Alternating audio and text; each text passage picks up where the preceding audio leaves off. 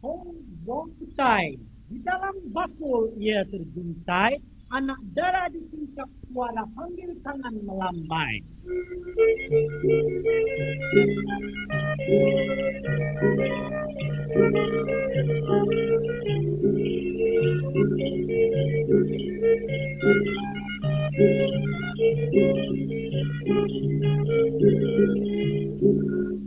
Balilah tuan na patay, si buah patay. Di dalam labakon na ia duduk terjuntai. Dengar suara mengintai, tengah mengintai. Suara lama memanggil melambai, tangan melambai.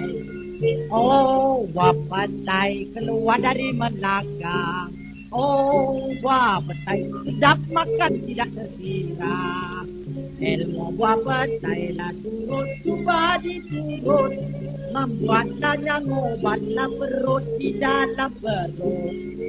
Jika berbunyi di kelang kabut, itu alamatlah tuan tidak terkentut. Oh, buah petai tengkera dari tengkera. Soleh sambal belacan, lah makan sedap tidak terkira. Apabila terkentut, perutlah pun lapang. Segarlah segala, lah tulang sendi dan tulang. Sedaplah badan, hai bukan kepalang.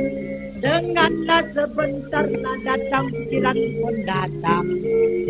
Buah petai keluaran di Bukit Cina. Anak dara makan pedas pula menganga-nganga. Buah petai janganlah takut, membuatlah yang obatlah perut di dalam perut. Jikalau tuan semua bolehlah dituntut, banyak sudah menjadi dampaklah tersangkut. Oh, buah petai surga dunia, sedaplah dimakan adik kakaklah semua.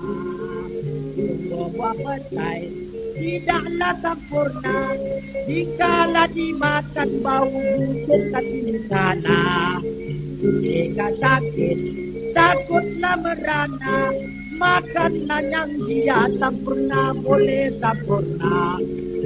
Buah petai masuk nama Singapura, makanlah yang adiklah kakak sekalian yang ada. Jikalau tuan kurang percaya, ilmu buah petai rahsia punya rahsia. Jika tuan sakit kencing manis, makanlah dia. Baru tuan tahu percaya bolehlah percaya.